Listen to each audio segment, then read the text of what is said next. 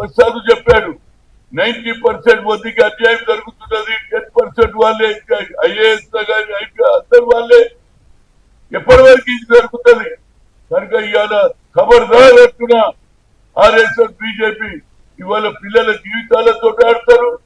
వాళ్ళను తప్పడానికి వాళ్ళ 21 మంది చనిపోయారు. 37 రోజులు ఉద్యమం జరిగిన తర్వాత నిన్న బిల్లు పాస్ అయింది. అది ఫాస్ట్ ట్రాక్ ఎంత తొందరగా అయితే అంత న్యాయం జరుగుతుంది, లేకపోతే పిల్లల భవిష్యత్తు పోతుంది. అదేవిధంగా మా చిరకాల కోరిక ఏది 1931 ఇది జనగణ జరిగింది. ఇవాళ జనగణలో బీసీలను విస్మరిస్తే మాత్రం తప్పనిసరిగా ఈ భారతదేశంలో రెండో యుద్ధం తప్పనిసరిగా జరుగుతుంది. ఇది అది ఒంటరి జరిగాల బీసీ నాయకులు అనుకుంటున్నటువంటి బీజేపీలో ఉన్న నాయకులు కానీ బీఆర్ఎస్ లో కానీ అందరు కూడా ఇవాళ సిపిఐ కూడా అంటుంది పునగన జరగాలి. అదేవిధంగా ఏది అడుగుతున్నారు, అయోధ్యలో రామునికి జరిగిన అన్యాయం, దేవుడు అని పేర్ల మీద ఓట్లు తీసుకుంటారు, దేవునికి కూడా అన్యాయం చేస్తున్నారు. కాబట్టి తప్పనిసరిగా మా యుద్ధం కొనసాగిస్తుంది. రాహుల్ గాంధీ అన్నాడు కాబట్టి ఎట్లన్నా ఈ రిజర్వేషన్ ను ఆపడానికి సర్వశక్తుల సోషల్ మీడియాలో ఇది ప్రవేశపెట్టి ఒక పెద్ద కుట్ర జరుగుతుంది మా మీద. ఈ కుట్రను ఆపడానికి తప్పనిసరిగా అన్ని రాజకీయ పార్టీలు ముందుకు రావాలి.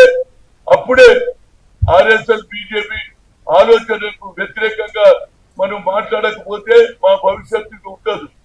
ఇవాళ మా ముఖ్యమంత్రి గారు కూడా ఏమంటున్నాడు, గతంలో 21 ఏళ్లకు ఉన్నటువంటి ఓటు హక్కును రాజీవ్ గాంధీ గారు 18 ఏళ్ల ఓటు హక్కు కల్పించాడు. అదే ఆలోచనలో ఇవాళ రాజకీయంలో చైతన్యం వచ్చింది. చదువుకున్న విద్యార్థులు కూడా అసెంబ్లీలో పోటీ చేయాలి, వాళ్ళది కూడా 25 ఏళ్ల నుంచి 21 చేయమని మా ముఖ్యమంత్రి గారు అసెంబ్లీలో తీర్మానం తీసుకుంటామంటున్నారు. దానికి మేము తప్పనిసరిగా సపోర్ట్ చేస్తాం. విద్యార్థులలో కూడా అవగాహన ఉన్నది, ధైర్యం ఉన్నది, పని చేయాలని స్ఫూర్తి ఉన్నది. చూడండి, పోలీసు వాళ్ళు కొడుతుంటే కొట్టు కొట్టు కొట్టు అన్నారు కానీ పారిపోలే. That is the culture of the student. అదేవిధంగా బీసీలకి ఎన్ని రోజులు మాకు అన్యాయం చేస్తారా బాబు? ఎన్ని రోజులు స్వాతంత్రం వచ్చినా ఇవాళ మేము అడుక్కునే పరిస్థితి. ఓట్లప్పుడైతే మా దగ్గరకు వస్తారు, బడుగు బలైన వర్గాలకే నాయకత్వం అంటారు కానీ ఇవాళ నాయకత్వం ఇస్తలేరు. కాబట్టి బీసీ ఏదైతే ఆర్ఎస్ఎస్ బీజేపీ ఏదైతే ఒక కుట్ర జరుగుతున్నది, ఒక కాన్స్పరెన్సీ జరుగుతున్నది, దీనికి తప్పనిసరిగా ప్రతి పౌరుడు పోరాడాలని, తప్పనిసరిగా ఈ రిజర్వేషన్ క్యాష్ వైస్ సెంటర్ జరిగిన రోజే బడుగు బలైన వర్గం ముఖ్యంగా బీసీలకు న్యాయం జరుగుతుంది. దాని గురించి మా పోరాటం కొనసాగిస్తాము. అదేవిధంగా మొన్న సిడబ్ల్యూసీలో 2 ఇష్యూలు మాట్లాడారు. మల్లికార్జున్ ఖర్గే గారు కానీ, రాహుల్ గాంధీ గారు కానీ, అదేవిధంగా వేణుగోపాల్ గాని, ప్రియాంక గాంధీ గారు 2 ఇష్యూస్. ఒకటేమో లీకేజ్ మీద మనం పోరాడాలన్నారు, ఇంకోటి అయోధ్యలో జరిగిన అవినీతి మీద తప్పనిసరిగా చర్చ జరగాలంటున్నారు. దీని మీద తప్పనిసరిగా ప్రతి ఒక్కరు కూడా దీని మీద ఆలోచన చేసి ఆ తప్పు జరిగితే మాత్రం యావత్ భారతదేశంలో మళ్ళా నామరూపాలు లేకుండా నిన్నటి వరకు అయోధ్య పేరు మీద రాముని పేరు మీద ఓట్లు తీసుకున్నారే, ఆ రామునికే ఇవాళ మీరు అన్యాయం చేస్తుంటే మేము కూర్చునేది లేదు. తప్పనిసరిగా మేము ఈ పోరాటం కొనసాగిస్తాం. గతంలో తెలంగాణ మూవ్మెంట్ కూడా ఎవరి వల్ల వచ్చింది? విద్యార్థుల వల్ల. ఉస్మానియానా కాకతీయనా వాళ్ళ వల్లనే ఈనాడు ఉద్యమం వచ్చింది. అదేవిధంగా ఈ ఉద్యమం కొనసాగుతుంది. తప్పనిసరిగా ఈ రిజర్వేషన్ అమలు అయ్యే వరకు తప్పనిసరిగా ఆయన మన సూర్యకాంత్ గారు కూడా చెప్పారు, ఇది న్యాయమైన కోరిక, కానీ ప్రభుత్వం తీసుకోవాలి. ఎందుకు తీసుకోవే? నీకు నువ్వే ఓబీసీ అంటావు, మేమందరం సంతోషపడ్డావు, ఇప్పటికి 3 సార్లు అయినావు. కానీ ఓబీసీల గురించి నువ్వు ఒక మాట మాట్లాడావు, అదే అయోధ్యల గురించి మాట్లాడారు, అదే అమిత్ షా మాట్లాడారు. ఎందుకు మాట్లాడారు బాబు? మాకు ఈ సీట్ మీద మాకు నమ్మిక లేదు.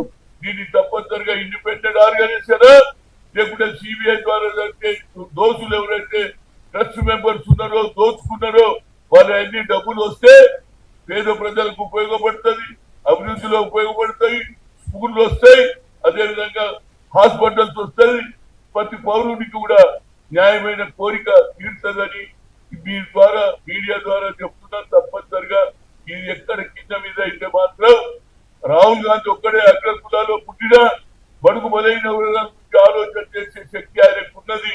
ఆయన ఆలోచనను తప్పనిసరిగా ఇంప్లిమెంట్ చేయడానికి నేనే, నా పేరే హనుమంతుడు, రాముని భక్తుడు, నాకంటే ఎవరు ఉంటాడు? ఇలా కేవలం మాటలు చెప్తున్నారు కానీ నిజమైన భక్తులం మేము. ఆ రామునికి అన్యాయం జరుగుతూ ఊరుకునేది లేదు.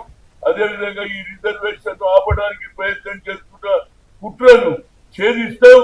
దానికి ఏదైతే రిజర్వేషన్ అమలుకు పార్లమెంట్ లో పిలువెట్టకపోతే 9th షెడ్యూల్లో తప్పనిసరిగా రాహుల్ గాంధీ గారు పోరాడాలని, వారికి తప్పనిసరిగా రాష్ట్ర ప్రజలు కాదు యావత్ భారతదేశ ప్రజలు కూడా తప్పనిసరిగా ముందుకు వస్తారు.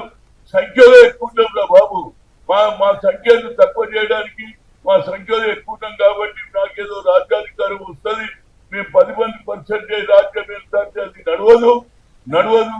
దాని గురించి మా పోరాటం కొనసాగిస్తాం. Thank you.